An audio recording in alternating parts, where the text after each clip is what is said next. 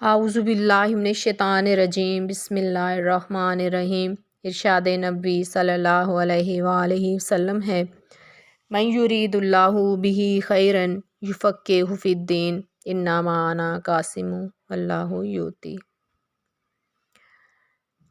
قارئین کرام، اللہ تعالیٰ آپ پر رحمت نازل فرمائے۔ یہ بات اچھی طرح ذہن نشین کر لیجئے کہ ہم پر درج ذیل 4 مسائل کا علم حاصل کرنا واجب ہے۔ پہلا مسئلہ حصول علم، یعنی اللہ تعالیٰ، اس کے نبی صلی اللہ علیہ وآلہ وسلم اور دین اسلام کی معرفت دلائل کے ساتھ حاصل کرنا۔ دوسرا مسئلہ عمل، حاصل کردہ علم پر عمل پیرا ہونا۔ تیسرا مسئلہ دعوت، اس دین اسلام کی طرف دعوت دینا۔ چوتھا مسئلہ صبر و استقامت، دعوت دین میں پیش آمد مشکلات و مصائب پر صبر و استقامت اختیار کرنا۔ اور ان مسائل کی دلیل اللہ تعالیٰ کا یہ ارشاد گرامی ہے، وَالْعَصْرِ إِنَّ الْإِنسَانَ لَفِي خُسْرٍ إِلَّا الَّذِينَ آمَنُوا وَعَمِلُوا الصَّالِحَاتِ وَتَوَاصَوْا بِالْحَقِّ وَتَوَاصَوْا بِالصَّبْرِ۔ زمانے کی قسم، انسان در حقیقت خسارے میں ہے، سوائے ان لوگوں کے جو ایمان لائے اور نیک اعمال کرتے رہے اور ایک دوسرے کو حق کی نصیحت اور صبر کی تلقین کرتے رہے۔ امام شافعی رحمۃ اللہ علیہ کا اس سورہ عصر کے بارے میں ارشاد ہے، اگر اللہ تعالیٰ اپنی مخلوق پر بطور حجت صرف اسی ایک سورت کو نازل فرماتے تو یہ ان کی ہدایت کے لیے کافی ہوتا۔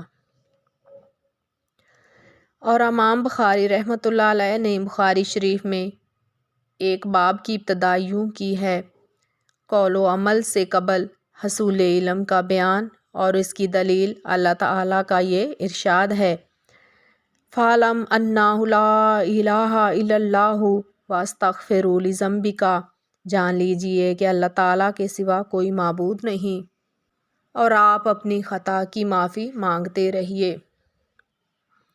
چنانچہ اللہ تعالیٰ نے اس میں قول و عمل سے پہلے علم کا ذکر کیا ہے۔ قارئین کرام، اللہ تعالیٰ آپ پر اپنی رحمت نازل فرمائے۔ یہ بات بھی اچھی طرح ذہن نشین کر لیں کہ مندرجہ ذیل 3 مسائل کا علم حاصل کرنا اور ان پر عمل پیرا بھی ہر مسلمان مرد اور عورت پر واجب ہے۔ اللہ تعالیٰ نے ہمیں پیدا کیا، رزق عطا فرمایا اور یوں ہی ہمیں مہمل نہیں چھوڑا، بلکہ ہماری طرف اپنا رسول صلی اللہ علیہ وآلہ وسلم بھیجا۔ جس نے ان کی اطاعت کی وہ جنتی ہو گیا، اور جس نے ان کے احکام سے سرتابی و سرکشی کی وہ جہنمی ہو گیا۔ اور اس کی دلیل اللہ تعالیٰ کا یہ ارشاد ہے، اِنَّا أَرْسَلْنَا إِلَيْكُمْ رَسُولًا شَاهِدًا عَلَيْكُمْ كَمَا أَرْسَلْنَا إِلَىٰ فِرْعَوْنَ رَسُولًا فَعَصَىٰ فِرْعَوْنُ الرَّسُولَ فَأَخَذَتْهُ أَخْذًا وَبِيلًا۔ تم لوگوں کے پاس ہم نے اسی طرح ایک رسول گواہ بنا کر بھیجا جس طرح ہم نے فرعون کی طرف ایک رسول بھیجا تھا۔ پھر دیکھ لو، جب فرعون نے اس رسول کی بات نہ مانی تو ہم نے اس کو بڑی سختی کے ساتھ پکڑ لیا۔ اللہ تعالیٰ کو یہ بات قطعاً ناگوار ہے کہ اس کی عبادت میں اس کے ساتھ کسی دوسرے کو بھی شریک کیا جائے، نہ کسی مقرب فرشتے کو اور نہ ہی اللہ تعالیٰ کی طرف سے آنے والے کسی نبی کو۔ اور اس کی دلیل یہ ارشاد الہی ہے، وَأَنَّ الْمَسْجِدَ لِلَّهِ فَلَا تَدْعُوا مَعَ اللَّهِ أَحَدًا، اور یہ کہ مسجدیں اللہ تعالیٰ کے لیے ہیں، لہٰذا ان میں سے اللہ کے ساتھ کسی اور کو نہ پکارو۔ جس نے رسول اللہ صلی اللہ علیہ وآلہ وسلم کی اطاعت و فرمانبرداری کی اور اللہ تعالیٰ کی وحدانیت و یکتائی کو بھی تسلیم کیا، اس کے لیے یہ ہرگز جائز نہیں کہ وہ ایسے لوگوں سے راہ رسم اور رشتہ و ناطہ رکھے جو اللہ تعالیٰ اور اس کے رسول کے ساتھ دشمنی رکھتے ہوں، خواہ وہ دنیاوی رشتہ کے اعتبار سے کتنا ہی قریبی رشتہ کیوں نہ ہو۔ اللہ تعالیٰ نے قرآن مجید میں ارشاد فرمایا، تم کبھی یہ نہ پاؤ گے کہ جو لوگ اللہ اور آخرت پر ایمان رکھنے والے ہیں وہ ان لوگوں سے محبت کرتے ہوں جنہیں اللہ اور اس کے رسول کی مخالفت کی ہے، خواہ وہ ان کے باپ ہوں یا ان کے بیٹے یا ان کے بھائی یا ان کے اہل خانہ۔ یہ وہ لوگ ہیں جن کے دلوں میں اللہ تعالیٰ نے ایمان ثبت کر دیا ہے اور ان کے قلوب کو اپنے فیض سے قوت بخشی ہے، وہ ان کو ایسی جنتوں میں داخل کرے گا جن کے نیچے نہریں بہتی ہوں گی، ان میں وہ ہمیشہ رہیں گے۔ اللہ ان سے راضی ہوا اور وہ اللہ سے راضی ہوئے، اور اللہ کی جماعت کے لوگ ہیں، خبردار رہو، اللہ کی جماعت والے ہی فلاح پانے والے ہیں۔ اللہ تعالیٰ اپنی اطاعت و فرما برداری کی طرف آپ کی رہنمائی کرے۔ یہ بات بھی بخوبی سمجھ لیں کہ حنیفیت و ملت ابراہیمی یہ ہے کہ آپ پورے اخلاص کے ساتھ صرف ایک اللہ کی عبادت کریں۔ اسی کام کا اللہ تعالیٰ نے تمام لوگوں کو حکم دیا ہے اور اسی غرض کے لیے انہیں پیدا فرمایا ہے، جیسا کہ ارشاد باری تعالیٰ ہے وَمَا خَلَقْتُ الْجِنَّ وَالْإِنسَ إِلَّا لِيَعْبُدُونَ، میں نے جن اور انسانوں کو اس کے سوا کسی کی عبادت کے لیے پیدا نہیں کیا، یعنی جنوں اور انسانوں کی تخلیق کا مقصد ہی اللہ تعالیٰ کی بندگی ہے۔ میری وحدانیت یکتائی کو دل و جان سے قبول کرو۔ اللہ تعالیٰ نے جن امور کا حکم دیا ہے ان میں سب سے عرفہ و اعلیٰ چیز توحید ہے، جو ہر قسم کی عبادات صرف اللہ واحد قہار کے لیے بجا لانے کا دوسرا نام ہے۔ اور جن امور سے اللہ تعالیٰ نے منع فرمایا ہے ان میں سب سے بڑا شرک ہے، جو غیر اللہ کو اپنی ندا میں اس کے ساتھ شامل کر لینے کا دوسرا نام ہے۔ لہٰذا اللہ تعالیٰ نے قرآن مجید میں ارشاد فرمایا وَاعْبُدُوا اللَّهَ وَلَا تُشْرِكُوا بِهِ شَيْئًا، اور تم سب اللہ کی بندگی کرو اور اس کے ساتھ کسی کو شریک نہ بناؤ۔ اگر آپ سے یہ پوچھا جائے کہ دین کے 3 اہم اصول کون سے ہیں جن کی معرفت حاصل کرنا ہر انسان پر واجب و ضروری ہے، تو کہہ دیجئے بندے کا اپنے رب کی طرف معرفت حاصل کرنا، نمبر 2 اپنے دین کی معرفت یعنی پہچان حاصل کرنا، نمبر 3 اپنے نبی حضرت محمد مصطفیٰ صلی اللہ علیہ وآلہ وسلم کی معرفت حاصل کرنا۔ اگر آپ سے استفسار کیا جائے کہ آپ کا رب کون ہے تو آپ کہہ دیجئے کہ میرا رب اللہ ہے، جس نے اپنے فضل و کرم سے میری اور تمام جہانوں کی پرورش کی، وہی میرا معبود ہے، اس کے سوا میرا دوسرا کوئی معبود نہیں، اور اس کی ربوبیت و پروردگاری کی دلیل یہ ارشاد گرامی ہے الحمدللہ رب العالمین، ہر قسم کی تعریف اللہ تعالیٰ کے لیے ہے جو تمام جہانوں کا پرورش کرنے والا اور پالنے والا ہے۔ اللہ تعالیٰ کی ذات بابرکات کے سوا ہر چیز عالم جہان ہے اور میں اس عالم کا ایک فرد ہوں۔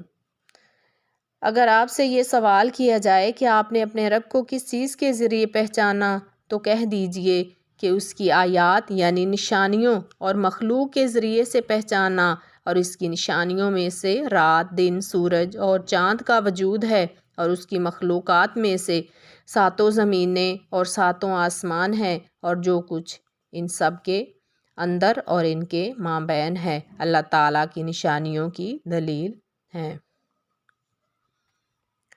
چنانچہ اللہ تعالیٰ نے قرآن مجید میں ارشاد فرمایا وَمِنْ آيَاتِهِ اللَّيْلُ وَالنَّهَارُ وَالشَّمْسُ وَالْقَمَرُ لَا تَسْجُدُوا لِلشَّمْسِ وَلَا لِلْقَمَرِ وَاسْجُدُوا لِلَّهِ الَّذِي خَلَقَهُنَّ إِن كُنتُمْ إِيَّاهُ تَعْبُدُونَ۔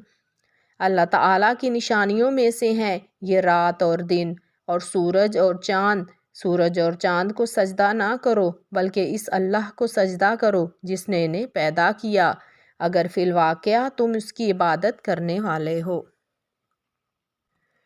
حضرت عمر فاروق رضی اللہ تعالیٰ عنہ بیان کرتے ہیں کہ ہم رسول اللہ صلی اللہ علیہ وآلہ وسلم کے پاس بیٹھے تھے کہ اچانک ایک ایسا آدمی ہماری مجلس میں وارد ہوا جس کے کپڑے نہایت سفید اور بال انتہائی سیاہ تھے۔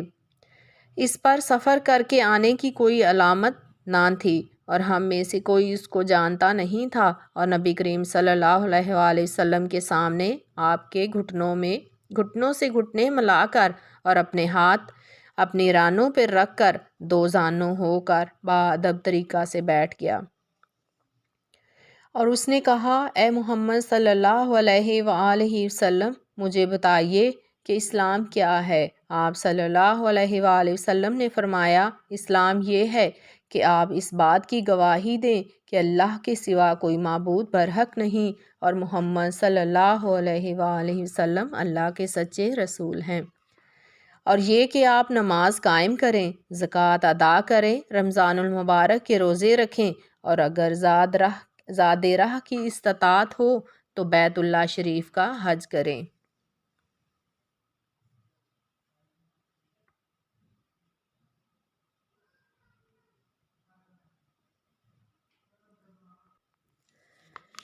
اس نوارد نے کہا، آپ صلی اللہ علیہ وآلہ وسلم نے سچ فرمایا۔